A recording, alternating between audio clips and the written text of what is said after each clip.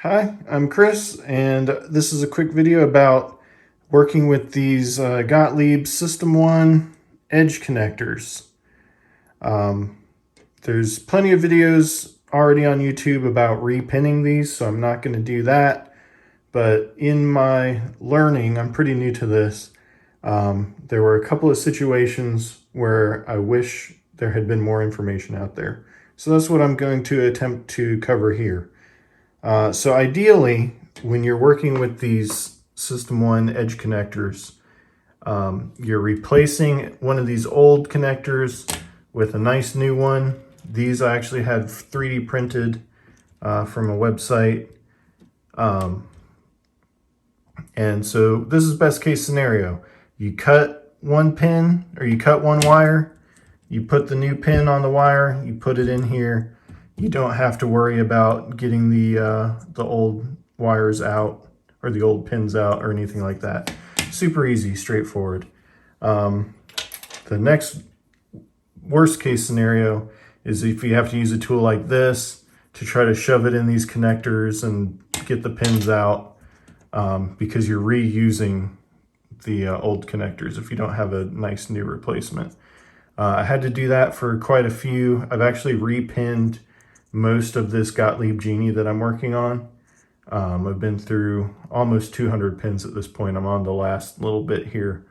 But man, trying to get the pins out of these Molex connectors with the Molex tool or paper or safety pins or anything you can get your hands on to try to get these pins out. It's not fun. It hurts your fingers. It takes a long time. But if you got to do that, you got to do that.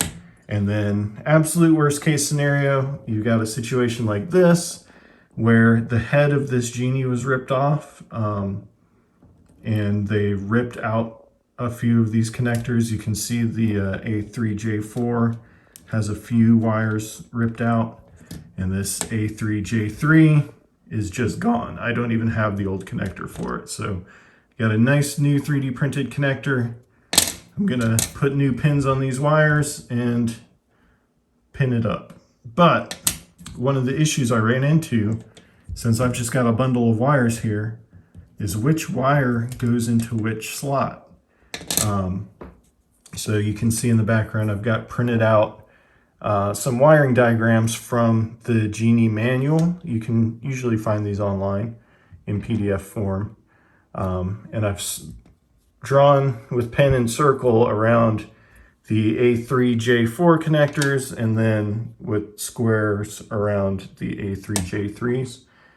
And these are a little hard to read, but I'll try to go over what's going on here.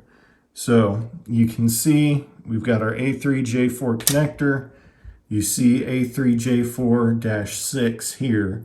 So that means in the 6th slot of this connector, we're going to want a 200 pin, or a 200 wire. Now, what's a 200 wire?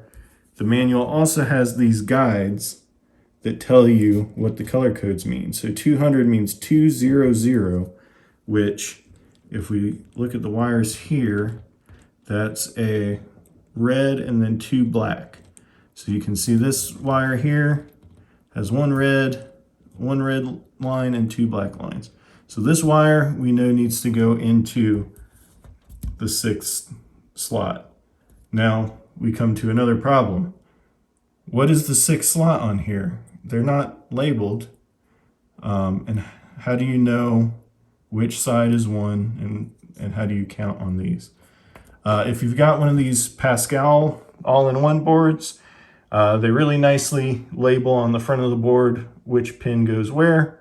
But if you're wiring up one of these old boards, this is how it will be screwed into the head. And as you can see down here, there's no labels. So I was really scratching my head trying to figure out, how do you know which pin goes where?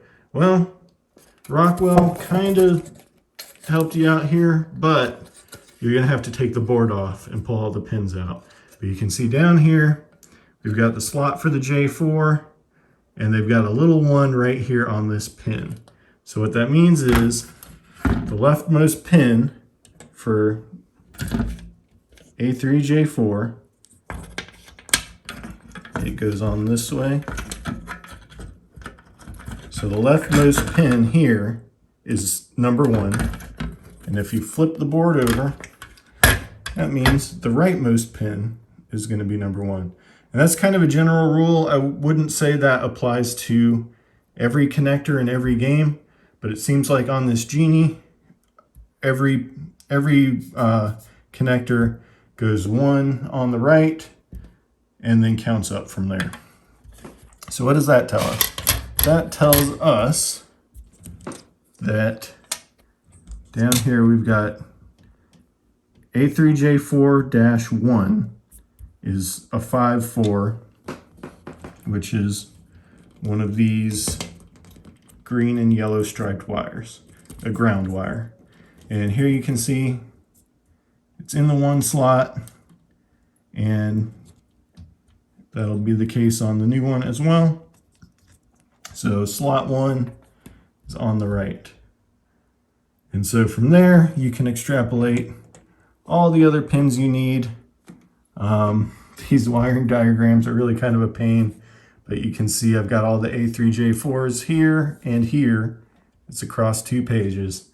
And then all the A3J3s I need are all across here. So I've got a fun night of matching up wire colors to these diagrams and figuring out which numbers go in which slots. I drew a little diagram of my A3J4 over here just to put it all in order.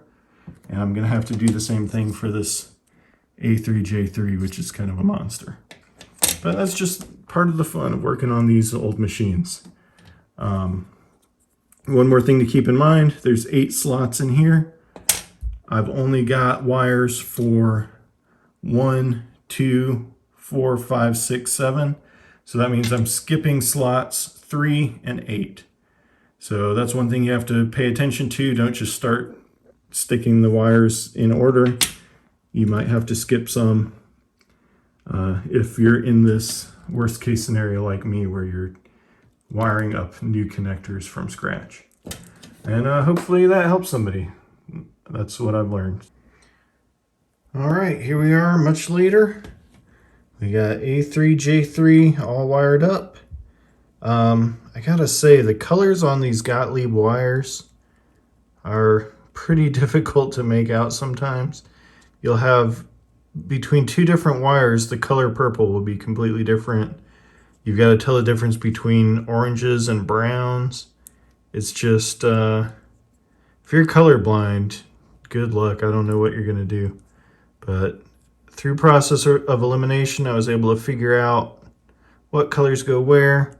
There's a little bit of tension, especially on like this purple black wire here.